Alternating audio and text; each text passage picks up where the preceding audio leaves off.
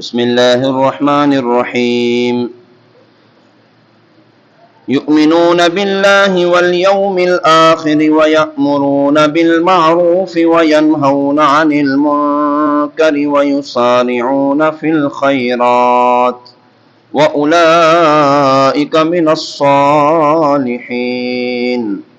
یہ اللہ پر اور آخرت کے دن پر ایمان رکھتے ہیں اور بھلائی کا حکم دیتے ہیں اور برائی سے منع کرتے ہیں اور نیک کاموں میں جلدی کرتے ہیں، اور یہ لوگ اللہ کے خاص بندوں میں سے ہیں۔ پچھلی آیات میں اور اس آیت مبارکہ میں مجموعی طور پر ایمان والوں کا ذکر ہوا، تو ان کے جتنے اوصاف بیان کیے گئے وہ یہ ہیں کہ رات کو عبادت میں قیام کرنا یہ اللہ والوں کی صفت ہے، نماز پڑھنا یہ اللہ والوں کی صفت ہے، رات کا ایک حصہ عبادت میں گزارنا یہ بھی اللہ والوں کی شان ہے، رات کے وقت قرآن پاک کی تلاوت کرنا یہ بھی اللہ والوں کی صفت ہے،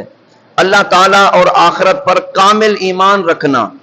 نیکی کا حکم دینا، برائی سے منع کرنا، نیک کاموں میں جلدی کرنا، نیکیوں میں سبقت کرنا، نیکی کو اختیار کرنا،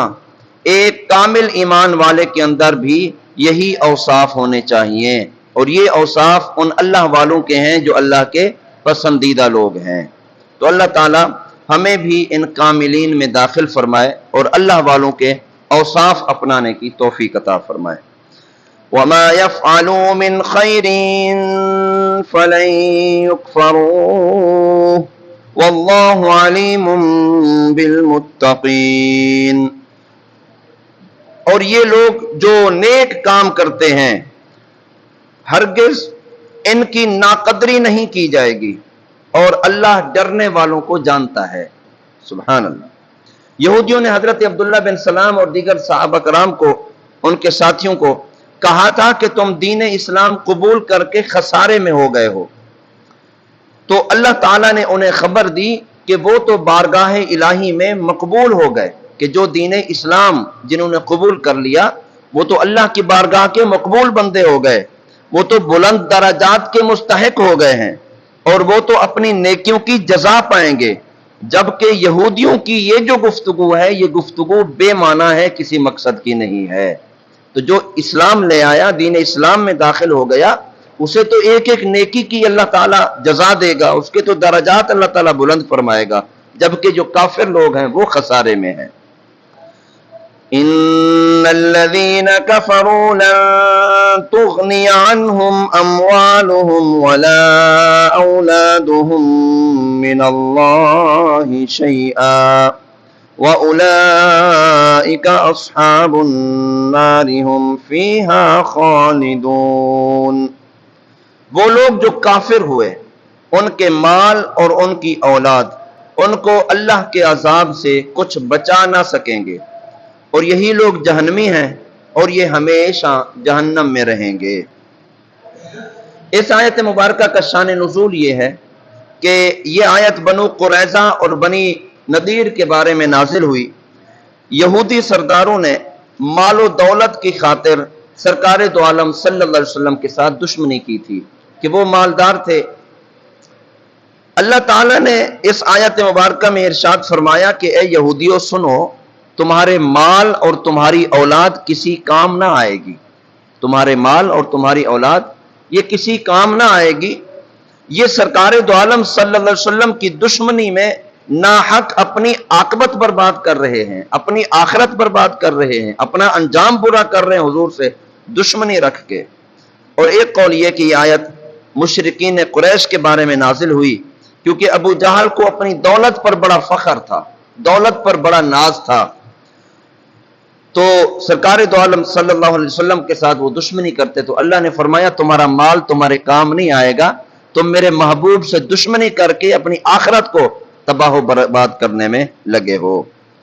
تو یہ مال و دولت کبھی بھی اللہ کے عذاب سے نہیں بچا سکتا۔ اللہ کے عذاب سے جو چیز بچائے گی وہ رسول کریم صلی اللہ علیہ وسلم کے دامن سے وابستہ ہونا، یہ تمہیں عذاب سے نجات دے گا۔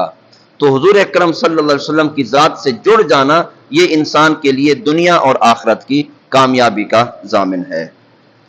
مثل ما ينفقون في هذه الحياة الدنيا كمثل ريح فيها صر أصابت حرث قوم ظلموا أنفسهم فأهلكته وما ظلمهم الله ولكن أنفسهم يظلمون۔ اس دنیاوی زندگی میں جو خرچ کرتے ہیں اس کی مثال اس ہوا جیسی ہے کہ جس میں شدید ٹھنڈ ہو اور وہ ہوا کسی ایسی قوم کی کھیتی کو جا پہنچے جنہوں نے اپنی جانوں پر ظلم کیا ہو، تو وہ ہوا اس کھیتی کو ہلاک کر دے، اور اللہ تعالیٰ نے ان پر ظلم نہیں کیا بلکہ وہ خود اپنی جانوں پر ظلم کرتے ہیں۔ اس آیت مبارکہ میں کافر کے خرچ اور ریاکاری کے ساتھ خرچ کرنے والے کی اللہ تعالیٰ نے مثال بیان فرمائی ہے۔ فرمایا ان کے خرچ کو ان کا کفر یا ریاکاری ایسے تباہ کر دیتے ہیں جیسے ٹھنڈی ہوا کسی کھیتی میں پہنچے اور اس کھیتی کو خراب کر دیتی ہے۔ وہ کھیتی کسی کام کی نہیں رہتی اور کھیتی اپنے مالک کو نفع نہیں دیتی۔ تو فرمایا کافر کا خرچ کرنا بھی اس کو فائدہ نہیں دے گا، اور جو ریاکاری کے طور پر مال خرچ کرتا ہے وہ بھی اس کو کوئی فائدہ نہیں دے گا۔ مفسرین کا ایک قول یہ ہے کہ اس خرچ سے یہودیوں کا وہ خرچ مراد ہے کہ جو وہ اپنے علماء اور سرداروں پر خرچ کرتے تھے، اور وہ خرچ بے فائدہ ہے، اس کا انہیں کوئی ثواب نہیں ملے گا، کیونکہ ان کا خرچ کرنا یا تو دنیاوی نفع کے لیے ہوگا یا آخرت کے نفع کے لیے ہوگا۔ اگر صرف دنیاوی نفع کے لیے ہو تو آخرت میں اس سے ان کو کوئی فائدہ بھی نہیں حاصل نہیں ہوگا،